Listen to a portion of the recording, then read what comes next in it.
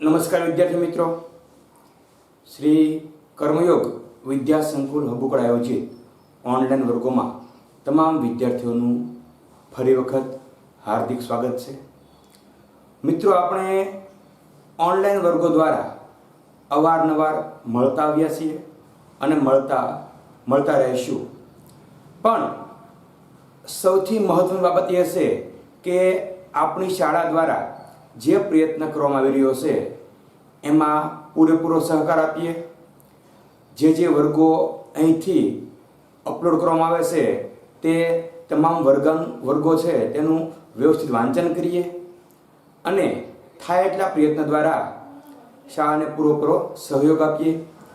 ઘણા બધા મિત્રો છે હજી આપણી યુટ્યુબ ચેનલને સબસ્ક્રાઈબ કરવાની બાકી છે. મિત્રો, આપણી સ્કૂલના વિડીયોને વધારેમાં વધારે આપણે ફોરવર્ડ કરીએ, વધારેમાં વધારે અન્ય મિત્રો સુધી પણ પહોંચાડીએ, જેથી કરીને આ કપરા સમય દરમિયાન દરેક બાળક પોતાના ઘરે જ ઉત્તમમાં ઉત્તમ શિક્ષણ લઈ શકે અને વધારેમાં વધારે આપણી સ્કૂલની યુટ્યુબ ચેનલને સબસ્ક્રાઈબ કરતા રહીએ. મિત્રો, આજના લેક્ચરમાં સામાજિક વિષયમાં પ્રકરણ નંબર 2 ભારતનો સાંસ્કૃતિક વારસો, પરંપરાઓ, હસ્ત અને લલિત કલાઓના પ્રથમ લેક્ચરમાં મિત્રો આપણે જ્યારે મેળા છે ત્યારે આપણે પાઠનું નામ વાંચીએ તો જ આપણને ખ્યાલ આવી જાય છે કે ભાઈ સાંસ્કૃતિક વારસા વિશે આપણે આ સમગ્ર પ્રકરણ દરમિયાન, આ સમગ્ર એકમ દરમિયાન આપણે વાત કરવાની છે. મિત્રો, આપણે જ્યારે પ્રથમ પાઠની વાત જોઈ હતી ત્યારે આપણે જોયું હતું કે ભારતનો જે ભવ્ય વારસો છે આ વારસાના મુખ્ય 2 પ્રકારો પાડવામાં આવ્યા છે અને બંને પ્રકારો વિશે આપણે પ્રથમ એકમમાં જ વિગતે વાતો કરી હતી, વિગતે ચર્ચાઓ કરી હતી. એટલે આપણે થોડુંક એનું પુનરાવર્તન કરી લઈએ તો આપણને બધા મિત્રોને ખ્યાલ છે કે ભારતના વારસાના મુખ્ય 2 પ્રકારો પડે છે. કયા પ્રકારો છે? પ્રથમ તો કે પ્રાકૃતિક વારસો અને બીજો સાંસ્કૃતિક વારસો.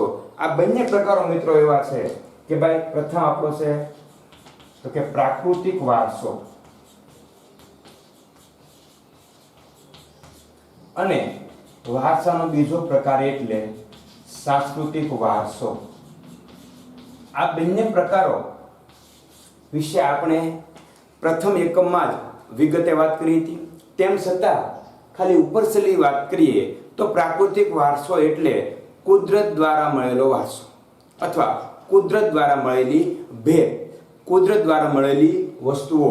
એમાં આપણે વાત કરી હતી ભાઈ કે ઝરણાથી લઈને જંગલો, પર્વતોથી લઈને જે વસ્તુ આપણને કુદરતે આપી છે તે તમામ વસ્તુનો સમાવેશ પ્રાકૃતિક વારસામાં થાય છે. રહી વાત તો કે સાંસ્કૃતિક વારસો, તો આની કરતા સહેજ ઊંધું, સહેજ તફાવતવાળું કે પ્રાકૃતિક વારસો કુદરતે આપેલો છે જ્યારે સાંસ્કૃતિક વારસો માનવે બનાવેલો વારસો છે. એની વ્યાખ્યા પણ આપણે બહુ સરસ જોઈ હતી કે ભાઈ માનવ સર્જિત વારસો એટલે સાંસ્કૃતિક વારસો અને બીજી વ્યાખ્યા કે માનવીએ પોતાની આવડત, કલા, કૌશલ્ય, બુદ્ધિ, ચાતુર્ય દ્વારા જે કંઈ સર્જન કર્યું છે, જે કંઈ મેળવ્યું છે તે તમામને સાંસ્કૃતિક વારસો કહેવામાં આવે છે. ટૂંકમાં માનવ નિર્મિત વારસો. અને મિત્રો, સાંસ્કૃતિક વારસો એટલો બધો વિશાળ છે કે એની સમજ પાઠ્યપુસ્તક દ્વારા આપવી શક્ય નથી. પણ એમાંથી સારી બાબતોનો છે આપણા પાઠ્યપુસ્તકમાં સમાવેશ કરવામાં આવ્યો છે. કારણ કે સાંસ્કૃતિક વારસો બહુ સમૃદ્ધ, બહુ ભવ્ય અને અતિ વિશાળ છે.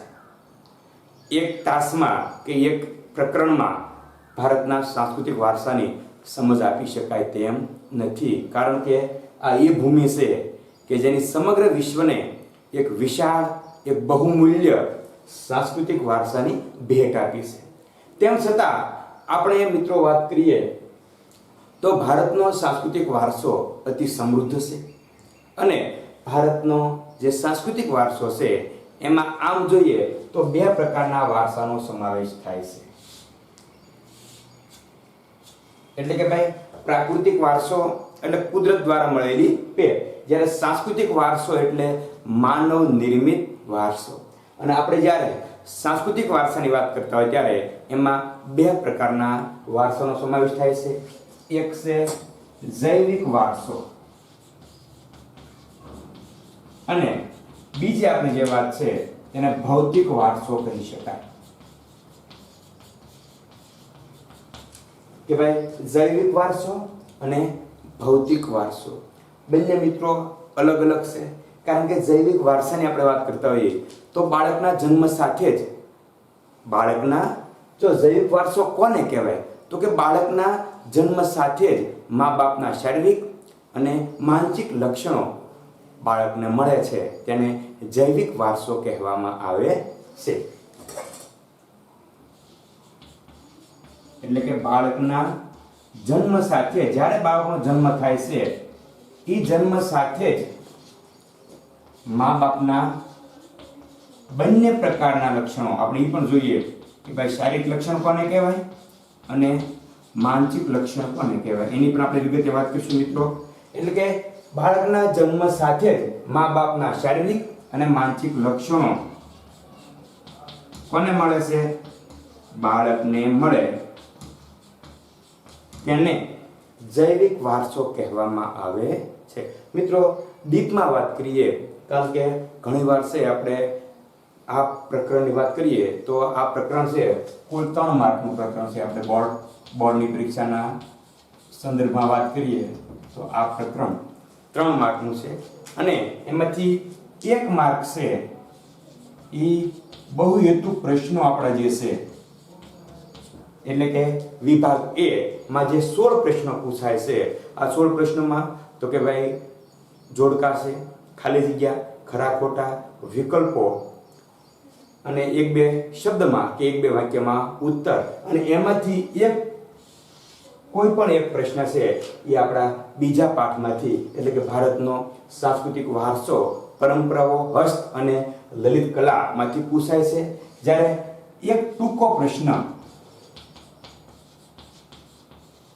2 માર્કનો વિભાગ B માં ટૂંકો પ્રશ્ન આ પાઠમાંથી પૂછવામાં આવે છે. એટલે વિભાગ A અને વિભાગ B એ રીતે થઈને કુલ 3 માર્કના પ્રશ્નો આપના આ પાઠમાંથી પૂછવામાં આવે છે.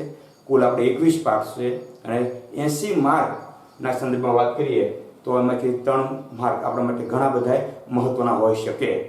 ઘણીવાર છે આજે એક બહુહેતુક પ્રશ્ન છે એમાં અવારનવાર પૂછી નાખે છે કે સાંસ્કૃતિક વારસામાં કઈ બાબતોનો સમાવેશ થાય છે.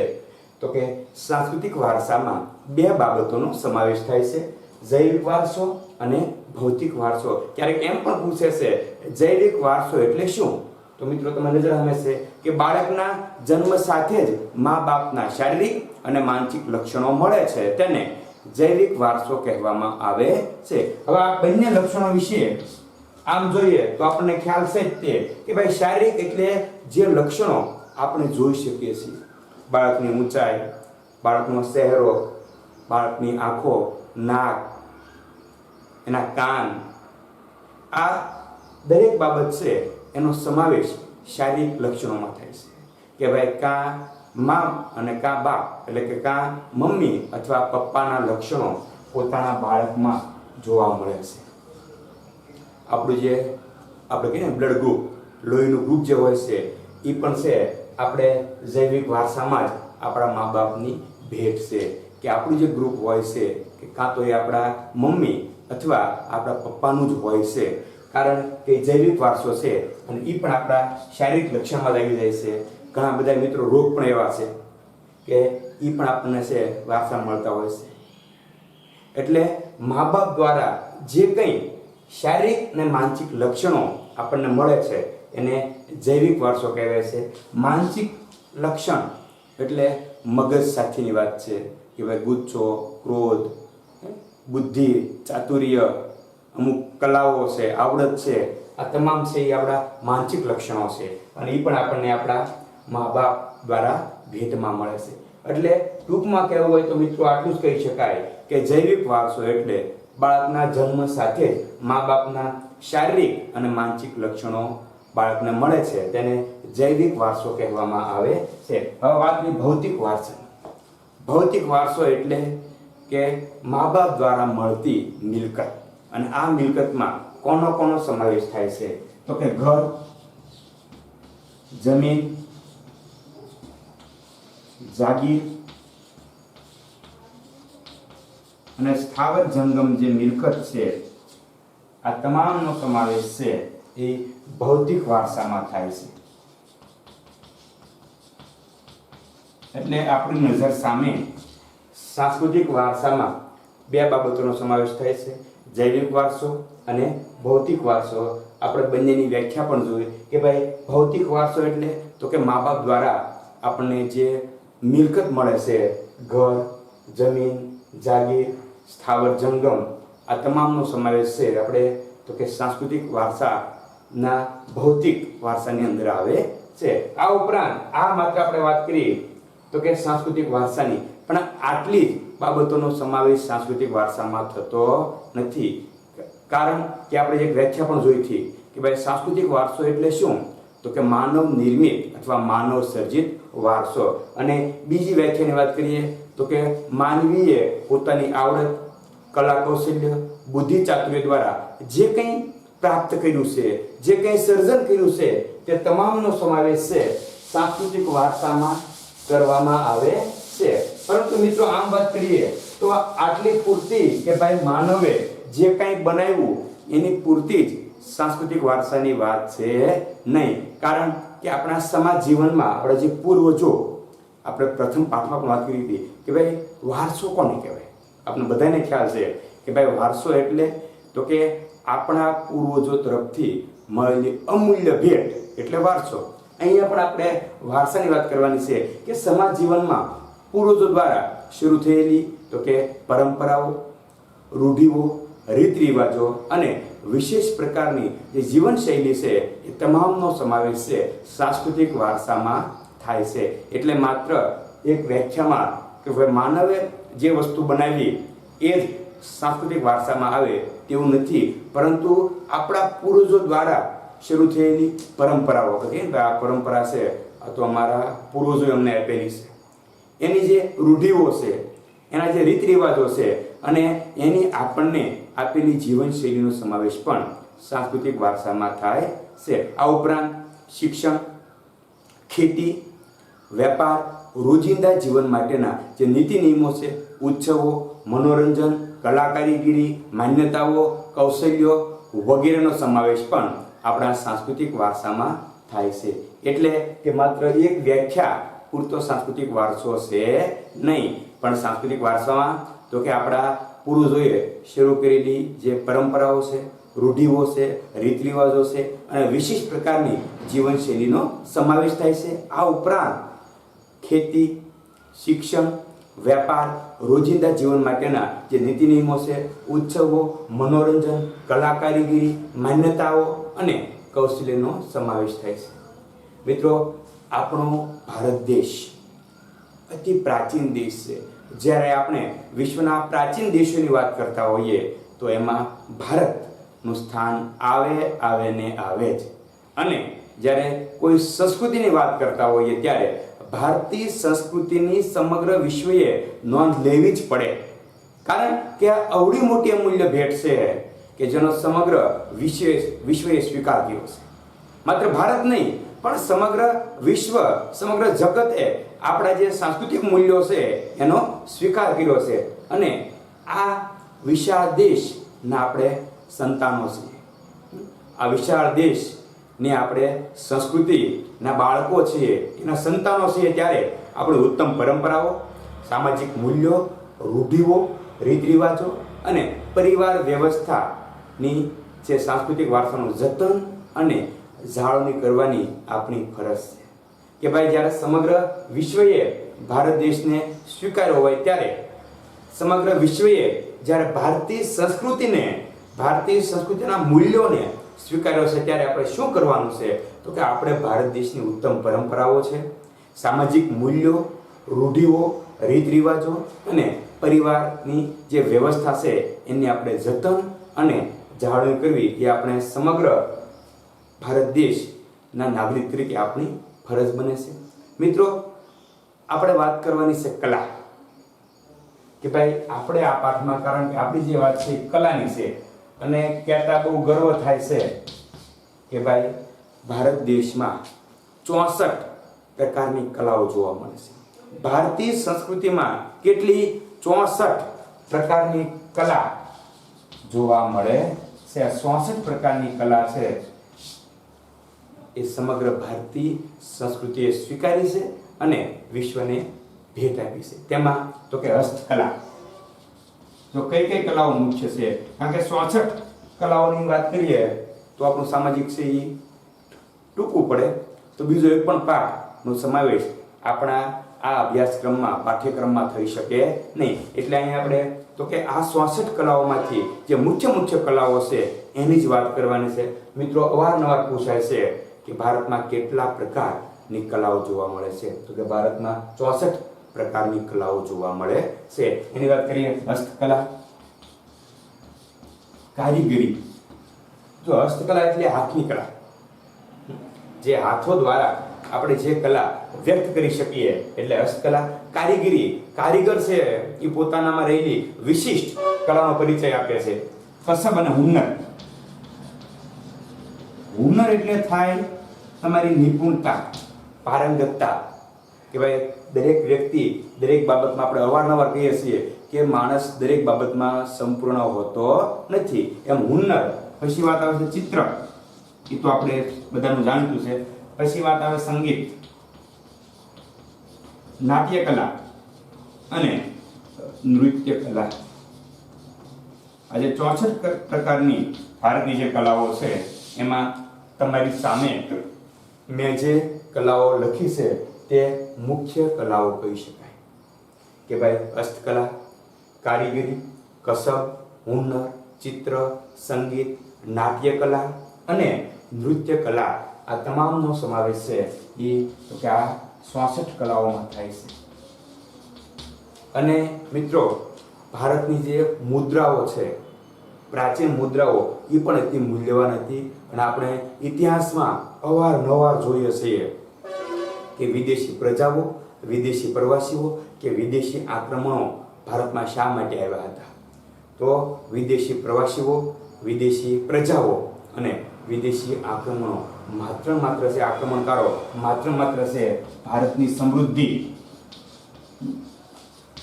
ભારતના વારસાની જે સમૃદ્ધિ છે, આ સમૃદ્ધિને જોઈને જ ભારતમાં આવ્યા હતા. આપણે પ્રથમ પાઠમાં પણ જોયું હતું કે ઘણી બધી પ્રજાઓ છે અનેક પ્રકારના કષ્ટ, મુશ્કેલીઓ વેઠીને ભારત દેશમાં આવી છે અને ભારતમાં સ્થિર થઈ છે. એની પાછળનું કારણ છે ભારત દેશની સમૃદ્ધિ. આપણે ઇતિહાસમાં અનેક આક્રમણકારો ભારતમાં આવ્યા છે, અનેક આક્રમણકારોએ ભારતમાં આક્રમણ કર્યા છે. એની પાછળનું કારણ પણ છે સમૃદ્ધિ. અને ભારતમાં આપણા ઇતિહાસમાં અનેક વિદેશી પ્રવાસીઓ આવ્યા છે. આપણે સામાજિક વિષયમાં વાત કરતા હોઈએ તો 6થા ધોરણથી આપણે જ્યારે સામાજિકની વાત વિશે ભણતા હોઈએ ત્યારે આપણને ખ્યાલ છે કે ઘણા બધા પ્રવાસીઓ પણ ભારતમાં આવ્યા હતા. આ પ્રવાસીઓ ભારતમાં આવ્યા એની પાછળનું કારણ પણ સમૃદ્ધિ છે અને ભારતનો સાંસ્કૃતિક વારસો છે. અને મિત્રો, બહુ કહેતા આનંદ થાય છે કે ભારતીય સંસ્કૃતિના પ્રતીક સમાન યોગ વિદ્યા આજે સમગ્ર વિશ્વએ સ્વીકારી છે. કે ભારતના યોગ આજે સમગ્ર વિશ્વએ સ્વીકાર્યા છે. અને એટલા માટે જ 21 જૂન, મિત્રો ખાસ તારીખ યાદ રાખજો, 21 જૂન આ દિવસને વિશ્વ યોગ દિવસ તરીકે ઉજવવામાં આવે છે. વિશ્વ યોગ દિવસ, કે ભારતના જે યોગ છે, ભારતની યોગ વિદ્યા છે, એનો આજે સમગ્ર વિશ્વએ સ્વીકાર કર્યો છે. આપણા માટે બહુ ખુશી, આનંદની વાત છે કે સમગ્ર વિશ્વએ જ્યારે આપણા યોગને સ્વીકાર્યો છે અને સમગ્ર વિશ્વમાં યોગ દિવસની ઉજવણી કરવામાં આવે છે. કઈ તારીખે? 21 જૂન. જો મિત્રો અવારનવાર અટપટા પ્રશ્ન જેમ પૂછે છે કે 21 જૂનને કયા દિવસ તરીકે ઉજવવામાં આવે છે, તો 21 જૂનને વિશ્વ યોગ દિવસ તરીકે ઉજવવામાં આવે છે. અને ઘણી વાર એમ પણ પૂછાય છે વિશ્વ યોગ દિવસની ઉજવણી કઈ તારીખે કરવામાં આવે છે? તો કે વિશ્વ યોગ દિવસની ઉજવણી 21 જૂન ના રોજ કરવામાં આવે છે. હવે આપણે ભારતીય સંસ્કૃતિનો પરિચય મેળવ્યા પછી આપણા જે ભારતીય કસબીઓની કરામત, એની પારંગતતા, એની જે નિપુણતા છે, એની જે કમાલ છે, આપણે એના વિશે સમગ્ર એકમ દરમિયાન આ તમામ 64 પ્રકારની કલાઓમાંથી જે મુખ્ય કલાઓ છે એના વિશે વિગતે ચર્ચા કરવાની છે. તો મિત્રો, સૌથી પહેલા તો ભારતીય સંસ્કૃતિ, એનું સૌંદર્ય કે હકીકત, ભારતીય સંસ્કૃતિનું નજરાણું આપણે જોવું હોય તો શું કરવું પડે? તો કે ભારતીય કારીગરો અને કસબીઓની જે હુનર પારંગતતા છે એમાં જ ભારતીય સંસ્કૃતિનું સૌંદર્ય સમાયેલું છે. એટલે ભારતીય સંસ્કૃતિના સાચા દર્શન, આપણા સાંસ્કૃતિક વારસાના સાચા દર્શન કરવા હોય તો આપણે શું કરવું પડે? તો જે આ કારીગરો અને કસબીઓ છે એની હુનર આપણે પારખવી પડે. અને આ કસબીઓ અને કારીગરોને કારણે જ ભારતના જે ભાતીગળ જીવન ને તેઓએ તેમની તો કે કલા કારીગરી અને હુનર ઉદ્યોગો દ્વારા કુશળતાથી વિકસાવેલ છે. કે આ જે કળાઓ છે, આ કલાઓને તો કે આ જે કારીગરો અને કસબીઓ છે એની પોતાની હુનરતાથી સમગ્ર ભારતના ભાતીગળ જીવનને કુશળતાથી વિકસાવેલ છે. મિત્રો, હવે તો કે આપણે આ પાઠમાં જે મુખ્ય કલાઓ વિશે વાત કરવાની છે એને ઉપરછલ્લી માહિતી અહીંયા જોઈ લઈએ. કે ભાઈ, સૌથી પહેલા તો આપણી જે કલા છે એમાં આવે છે ભરત ગૂંથણ.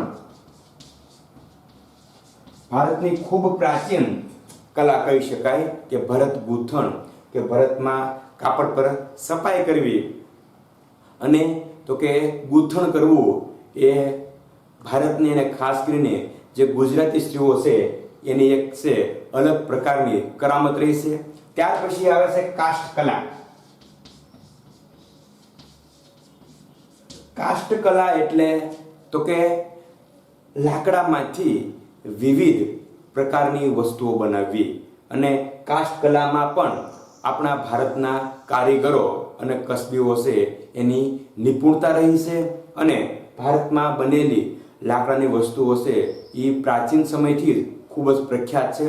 મિત્રો, બંને કલાઓ કે ભાઈ ભરત ગૂંથણ અને કાષ્ઠ કલા. ત્યાર પછી ત્રીજી જે કલા આવે છે માટીકામ. અને માટીકામ એટલે આપણને ખબર છે કે ભાઈ માટીમાંથી વિવિધ પ્રકારની વસ્તુઓ અને ઓજારો અને સાથે સાથે વાસણો બનાવવા. કે જ્યારે ભારતમાં ધાતુની શોધ નહોતી થઈ ત્યારથી જ હડપ્પા અને મોહેન્જો-દડોના લોકો માટીના વાસણોનો ઉપયોગ કરતા આવ્યા છે. એટલે કે માટીકામ પણ ભારતની ખૂબ જ મહત્વની કલા કહી શકાય. ત્યાર પછી આવે છે ધાતુકામ. કે ધીમે ધીમે ધાતુની શોધ થઈ અને ધાતુની શોધ થતાની સાથે જ ભારતમાં આ કલા ખૂબ જ વિકસી અને પરાકાષ્ઠાએ પહોંચી હતી. એટલે કે ભાઈ ભરત ગૂંથણ, કાષ્ઠ કલા, માટીકામ, ધાતુકામ, ચિત્રકલા તો આપણા તમામ મિત્રોને ખ્યાલ છે કે ભાઈ અજંતા અને ઇલોરા જે ગુફાઓના ચિત્રો છે એને જોવા માટે આજે પણ દેશ વિદેશથી ઘણા બધા પ્રવાસીઓ આવે છે. ચિત્રકલામાં પણ ભારતીય કારીગરો છે, ચિત્રકારો, એની નિપુણતા રહી છે. અને ચિત્રકલા દ્વારા પણ એમણે અમૂર્ત વસ્તુઓને છે એ ચેતનવંતી બનાવવાનો પ્રયત્ન કર્યો છે. ચર્મ ઉદ્યોગ એટલે તો કે મરેલા ઢોરના ચામડામાંથી વિવિધ પ્રકારની વસ્તુઓ બનાવવી. અને ચર્મ ઉદ્યોગમાં પણ ભારતના કારીગરો છે પોતપોતાની રીતે છે અલગ અલગ વસ્તુઓ બનાવીને પોતાની નિપુણતાનો ખ્યાલ, પોતાની નિપુણતાનો પરિચય આપણને સમગ્રને આપતા રહ્યા છે. મીના કારીગરી. કે ભાઈ મીના કારીગરી કોને કહેવાય? તો કે સોના અને ચાંદીના જે આભૂષણો છે આ આભૂષણોની ફરતે અલગ અલગ પ્રકારના ખાસ કરીને લાલ, લીલો કે વાદળી જેવા રંગો પૂરવાની જે કલા છે એને મીના કારીગરી તરીકે ઓળખવામાં આવે છે. અને સોના ચાંદીના ઘરેણાં આપણા બહેનોને અતિ પ્રિય હોય છે અને આ સોના અને ચાંદીના ઘરેણાની ફરતે મીના કારીગરી કરવાથી એક અલગ પ્રકારનો ઉઠાવ ઘરેણાનો આવે છે. એટલે મીના કારીગરી પણ ભારતની એક પ્રાચીન કલા કહી શકાય. અકીક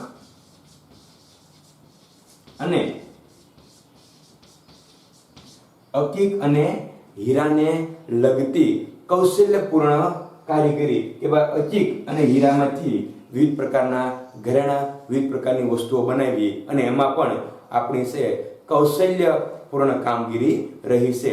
ત્યાર પછી મિત્રો બહુ મહત્વના શિલ્પ અને સ્થાપત્ય. બંને શબ્દ અલગ અલગ છે. શિલ્પ એટલે કોઈ પણ છે એ મૂર્તિ અથવા કોતરણી કરવી કે ભાઈ શિલ્પી પોતાના મનના ભાવોને શીણી અને હથોડી વડે લાકડું, ધાતુ કે પથ્થર પર કંડારે તેને શિલ્પકલા કહેવામાં આવે છે. આમાં અને સાથે સ્થાપત્ય એટલે બાંધકામ. આપણા રાજા મહારાજાઓ પ્રાચીન સમયથી જ બાંધકામના શોખીન રહ્યા છે અને એના બાંધકામના શોખને પૂર્ણ કરવા માટે ભારતના કારીગરોએ પૂરેપૂરી કમર કસેલી આપણા ઇતિહાસમાં આપણે જોઈ શકીએ છીએ. અને સૌથી છેલ્લે હાથ વણાટ કે ભારતની હાથ વણાટની સાથે ખાસ પ્રકારનું જે કાપડ તૈયાર કરવાની પદ્ધતિ પ્રાચીન છે. અને આપણે તમામ મિત્રોને ખ્યાલ છે કે ભાઈ યુરોપ અને સમગ્ર વિશ્વમાં ભારતના કાપડની માંગ રહેતી હતી. ભારતનું સુતરાઉ કાપડ, રેશમી કાપડ કે મલમલ કે ઊનનું કાપડ હોય એની સમગ્ર વિશ્વમાં માંગ રહેતી હતી. તો મિત્રો આ જે આપણે કલાઓ છે આ ઉપરાંત આપણી તો કે સંગીત કલા, નાટ્ય કલા અને નૃત્ય કલા પણ ખૂબ જ પ્રાચીન છે અને સમગ્ર વિશ્વએ આ બાબતની પણ ખાસ નોંધ લીધી છે કે ભારતનું સંગીત છે એને પણ સમગ્ર વિશ્વમાં આજે વખાણવામાં આવી રહ્યું છે. આ તમામ પ્રકારની કલાઓમાં આપણા ભારતના કારીગરો અને કસબીઓએ પોતાની પારંગતતા સિદ્ધ કરેલી છે. અને આ તમામ કલાઓ થકી ભારતના સાંસ્કૃતિક વારસાને આપણા કારીગરોએ જીવંત રાખીને આપણી સમક્ષ રજૂ કરવાનો પ્રયત્ન કર્યો છે. તો કે આપણે આપણી જે 64 પ્રકારની કલાઓ છે એમાંની પ્રથમ કલા એટલે કે માટીકામ કલા વિશે વિગતે અભ્યાસ કરવાનો છે. તો મિત્રો સામાજિકમાં આપણે અવારનવાર કહીએ છીએ કે હંમેશા પોઈન્ટ પ્રમાણે ચાલીએ તો આપણને ક્યારેય અડચણ પડતી નથી. અનેક અલગ પ્રકારની સાપ આપણે નિરીક્ષકો માથે ઊભી કરી શકીએ છીએ. વ્યવસ્થિત લખાણ કરીએ, પોઈન્ટથી પોઈન્ટ ચાલીએ તો જોવામાં અને યાદ રાખવામાં પણ આપણને ખૂબ જ સરળતા પડતી હોય છે. અને અવારનવાર મિત્રો ઘણીવાર પૂછે છે કે ભારતની માટીકામ કલા વિશે સમજૂતી આપો અથવા સમજાવો ભારતની માટીકામ કલા. તો વિગતે વાત કરીએ મિત્રો તો સૌથી પહેલો જે આપણો પોઈન્ટ છે એ કઈ રીતે બનશે જુઓ. તો કે માનવ જીવન અને માટી વચ્ચેનો સંબંધ પ્રાચીન કાળથી ચાલ્યો આવે છે. અથવા માનવ જીવન અને માટી વચ્ચેનો સંબંધ પ્રાચીન કાળથી જ જોવા મળે છે. આપણો પહેલો પોઈન્ટ છે માનવ જીવન અને માટી વચ્ચેનો સંબંધ.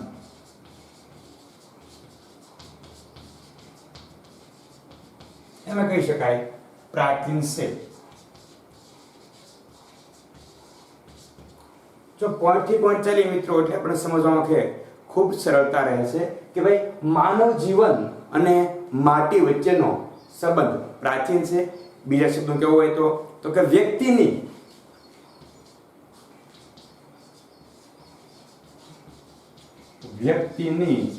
જન્મથી મૃત્યુ સુધીની યાત્રા માટી સાથે સંકળાયેલી છે. એમ પણ કહી શકાય મિત્રો કે ભાઈ જન્મથી મૃત્યુ સુધી માણસ માટી સાથે સંકળાયેલો હોય છે. વ્યક્તિની જન્મથી મૃત્યુ સુધીની યાત્રા માટી સાથે સંકળાયેલી છે.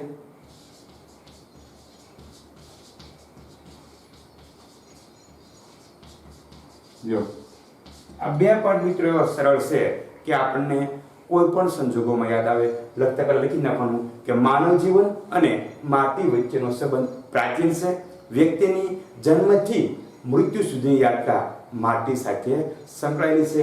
ત્રીજો પોઈન્ટ આપણો મિત્રો એવો આવશે કે જ્યારે ધાતુ કામની શોધ થઈ નહોતી ત્યારે મહદઅંશે માનવી માટીમાંથી બનાવેલી સામગ્રીનો ઉપયોગ કરતો હતો. કે ભાઈ જ્યારે ધાતુની શોધ નહોતી થઈ, ધાતુ કામ એટલે આપણે જે અત્યારે આપણે જે એલ્યુમિનિયમ અને સ્ટીલના વાસણો વાપરીએ છીએ એની શોધ નહોતી થઈ, હથિયારોની શોધ નહોતી થઈ, ત્યારે છે એવું કહેવાય છે કે માનવ મહદઅંશે એટલે મોટા ભાગે મહદઅંશે માટીમાંથી બનાવેલી સામગ્રીનો ઉપયોગ કરતો હતો. એટલે અહીં એવું પણ લખી શકાય કે ધાતુ કામની શોધ પહેલા, કે ભાઈ ધાતુ કામની શોધ પહેલા માનવી શું કરતો? તો કે મહદઅંશે માટીમાંથી બનાવેલી સામગ્રીનો ઉપયોગ કરતો હતો.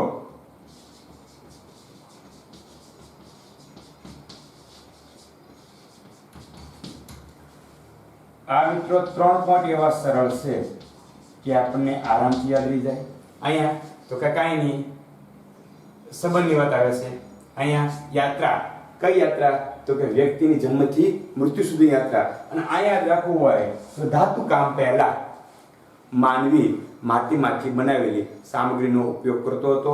હવે મહત્વનો પ્રશ્ન આવે છે કે ભાઈ માટીમાંથી માણસ કઈ કઈ સામગ્રી બનાવતો હતો, અથવા માટીમાંથી માણસ શું શું બનાવતો હતો? તો સૌથી પહેલા મિત્રો રમકડા. આજે પણ આપણે છે બાળકો માટીના રમકડા બનાવતા જોવા મળે. પછી ઘડા, પાણી ભરવાના આપણે જે ઘડા, અત્યારે આપણે સ્ટીલના વાપરીએ છીએ, પણ પ્રાચીન સમયમાં આ જે ઘડા છે એ પણ છે માટીમાંથી બનાવવામાં આવતા હતા. કુલડી, ક્યારેક મિત્રો સાંભળ્યું હોય તો આપણે હાલમાં અભ્રંશ તરીકે કુવડી કહીએ છીએ. અને આજે પણ ઘણા બધા મિત્રોના ઘરે કદાચ કે આજુબાજુમાં સાસ ભરવાની કુવડી શબ્દ સાંભળ્યો હશે, જે કાળા કલરની હોય છે. એટલે કે કુલડી પણ માટીમાંથી બનાવવામાં આવતી હતી. આજે બહુ ઓછા ઘરે કુલડી જોવા મળે છે. પછી હાંડલા, આપણે પાટિયા શબ્દ સાંભળ્યો હોય તો કે ભાઈ જે રીતે શાક અથવા એના માટે છે ત્યારે આપણે કુકર અથવા તપેલી વાપરીએ છીએ, એ સમયે હાંડલાનો ઉપયોગ કરવામાં આવતો હતો. માટીના ચૂલા આપણા દરેક ઘરમાં આજે હજી પણ જોવા મળે છે, માટીના ચૂલા. અને મિત્રો અનાજ ભરવાની અથવા અનાજ સંગ્રહ કરવાની કોઠીઓ ક્યારેક તમે જોયું હોય તો અત્યારે આપણે છે એ લોખંડના અથવા સ્ટીલના જે ટીપડા કહીએ છીએ એનો ઉપયોગ કરીએ છીએ. પણ પ્રાચીન સમયમાં અનાજ સંગ્રહ કરવા માટેની અનાજ સંગ્રહ કરવાની કોઠીઓ પણ માટીમાંથી બનાવવામાં આવતી હતી. તો આ મિત્રો આટલી વસ્તુ છે એ મિત્રો ઘણીવાર પૂછાય છે કે પ્રાચીન કાળમાં માટીમાંથી કઈ કઈ વસ્તુ બનાવવામાં આવતી હતી. તો પ્રશ્નમાં જવાબ છે કે પ્રાચીન કાળમાં માટીમાંથી રમકડા, ઘડા, કુલડી, હાંડલા, માટીના ચૂલા અને અનાજ ભરવાની કોઠીઓ અથવા અનાજ સંગ્રહ કરવાની કોઠીઓ બનાવવામાં આવતી હતી. પછી મિત્રો હજી આપણા ગામડાઓમાં જોવા મળે છે કે ભાઈ આપણે દિવાલ હોય છે એને માટી અને સાણથી લીપણ કરીએ છીએ. પછી એમાં આપણે અત્યારે તો હાલમાં ધોળ પણ ચડાવીએ છીએ સફેદ રંગનો, પણ આ બહુ પ્રાચીન, અત્યારે બહુ ઓછા ઘરમાં આ વસ્તુ જોવા મળે છે. એટલે પ્રાચીન કાળમાં શું કરવામાં આવતું? તો જે ઘરોની દિવાલ છે, ઘરોની દિવાલ, અને આ જે દિવાલ છે એ દિવાલોને માટી અને સાણથી લીંપીને રક્ષણ આપવામાં આવતું હતું. બહુ સરળ વાત છે મિત્રો. અહીં આપણે માટીકામના ઉપયોગ વિશે આજે વાત કરીએ છીએ. માટીકામ કલા, એમાં આપણે તો કે માટીના ઉપયોગો વિશે લખવાનું છે કે ભાઈ પ્રાચીન કાળમાં ઘરોની દિવાલને કઈ રીતે તો કે માટી અને સાણથી લીપીને રક્ષણ આપવામાં આવતું હતું. પછી મિત્રો ખાસ જે પ્રવાહી ભરવા માટેના વાસણો છે અને રસોઈ માટેના વાસણો પણ માટીમાંથી બનાવવામાં આવતા હતા. કયા કયા વાસણો હતા, કઈ કઈ વસ્તુ ભરવા માટે આવા વાસણો બનાવવામાં આવતા હતા? તો સૌથી પહેલા પાણી, પછી દૂધ, દહીં, છાશ અને ઘી. આ પ્રવાહી ભરવા માટેના એટલે કે જેવા પ્રવાહી ભરવા માટેના વાસણો પણ માટીમાંથી બનાવવામાં આવતા હતા. આ ઉપરાંત બહુ સરળ મુદ્દો, રસોઈના વાસણો પણ માટીમાંથી બનાવવામાં આવતા હતા.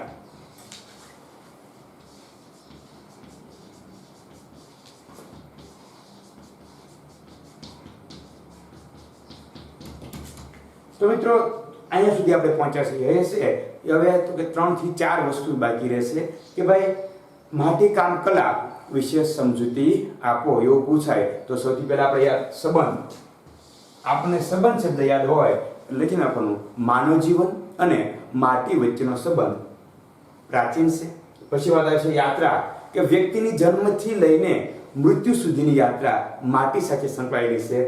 ધાતુ કામની શોધ પહેલા માનવી મહદઅંશે માટીમાંથી બનાવેલી સામગ્રીનો ઉપયોગ કરતો હતો.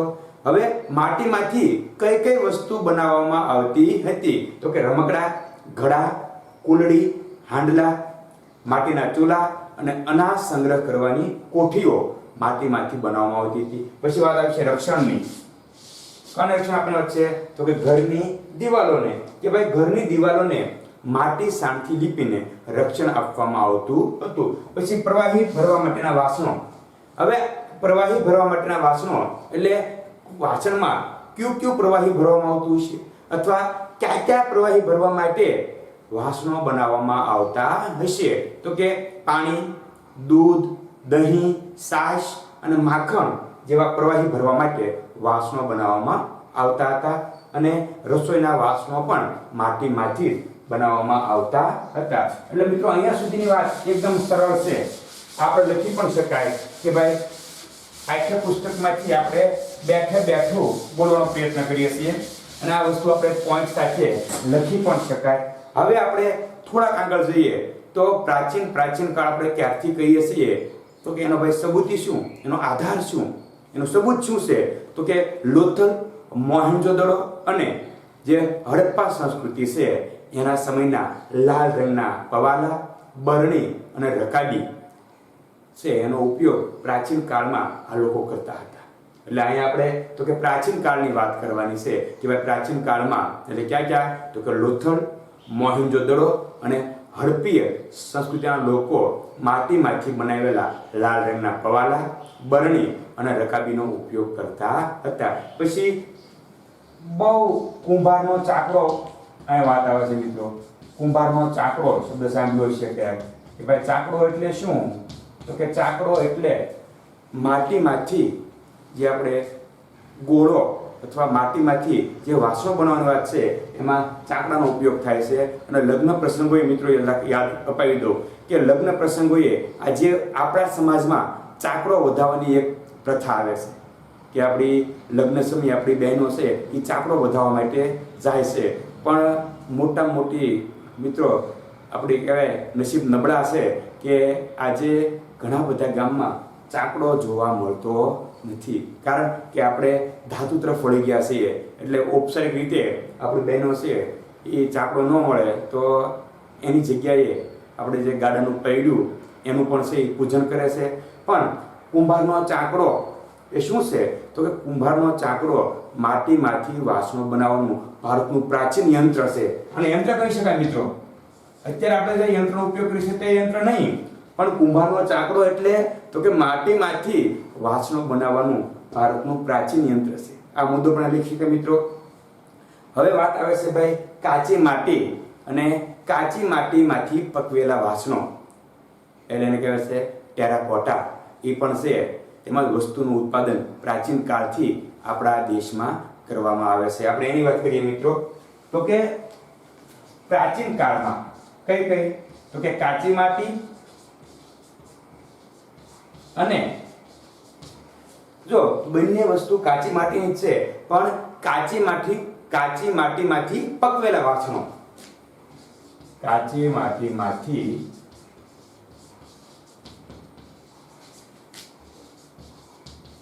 પકવેલા વાસણો. અને ટૂંકમાં કેવું હોય તો તે આપણે ટેરાકોટા કહી શકાય. ટેરાકોટા એટલે શું તો કે કાચી માટીમાંથી પકવેલા વાસણો.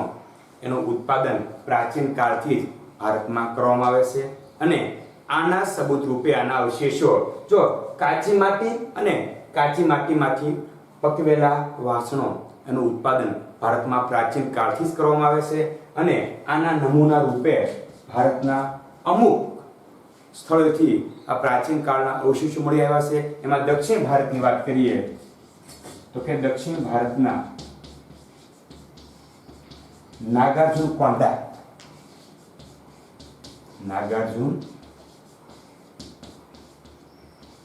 કોંડા અને આપણે ગુજરાતની વાત કરીએ તો કે ગુજરાતના લાગણજ જિલ્લા જે છે આ લાગણજ જિલ્લામાંથી આપણને આ પ્રાચીન સમયના વાસણો એના અવશેષો મળી આવ્યા છે.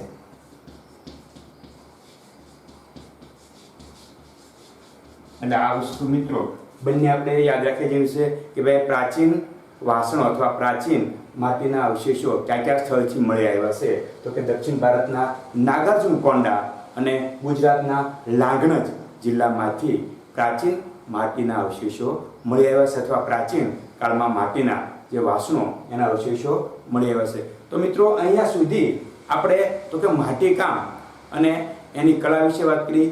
સૌથી પહેલા સંબંધની વાત કરવાની, માનવ જીવનની યાત્રા, માણસ ક્યારથી માટીકામના ઉપયોગ અથવા માટીના વાસણનો ઉપયોગ કરતો આવ્યો છે, પછી માટીના વાસણોની સાથે સાથે કઈ વસ્તુ છે એ માણસ માટીમાંથી બનાવતો હતો તો કે રમકડા, ઘડા, કુલડી, હાંડલા, માટીના ચૂલા અને અનાજ ભરવાની કોઠીઓ. પછી વાત આવે છે પ્રવાહી કે ક્યાં પ્રવાહી ભરવા માટે માણસ છે એ તો કે માટીના વાસણોનો ઉપયોગ કરતો હતો તો કે પાણી, દૂધ, દહીં, છાશ અને ઘી જેવા પ્રવાહી ભરવા માટે માણસ માટીનો ઉપયોગ કરતો હતો. ત્યાર પછી તો કે રસોઈના વાસણો પણ માટીમાંથી જ બનાવવામાં આવતા હતા. હડપ્પા, મોહેંજો-દડો અને લોથલ સંસ્કૃતિના જે અવશેષો મળ્યા એમાંથી માટીના ક્યાં અવશેષો મળી આવ્યા છે તો કે લાલ રંગના પવાલા, બરણીઓ અને રકાબી. આ ત્રણ છે એ પ્રાચીન કાળના અવશેષો ભારતમાંથી મળી આવ્યા છે. કુંભારનો ચાકડો તો કે પ્રાચીન ભારતનું યંત્ર કહી શકાય. શેનું યંત્ર? માટીમાંથી વાસણો બનાવવાનું પ્રાચીન ભારતનું યંત્ર છે. કાચી માટીમાં અને કાચી માટીના પકવેલા વાસણો એટલે કે ટેરાકોટા છે એ તો કે એમાં વાસણો બનાવવાની પ્રથા અતિ પ્રાચીન છે અને દક્ષિણ ભારતના નાગાર્જુન કોંડા અને ગુજરાતના લાગણજ જિલ્લામાંથી આવા અવશેષો મળી આવ્યા છે. મિત્રો આજે આપણે પ્રસ્તાવના, પછી ભારતના કસબીઓની કરામત અને એક કલા માટીકામ કલા વિશે વાત કરી. અહીંયા સુધીનો આપણે અભ્યાસ તમે કરી લીજો. હવે પછીના લેક્ચરમાં આપણે આની પછીની આગળની કલાઓ વિશે વાત કરીશું. અસ્તુ.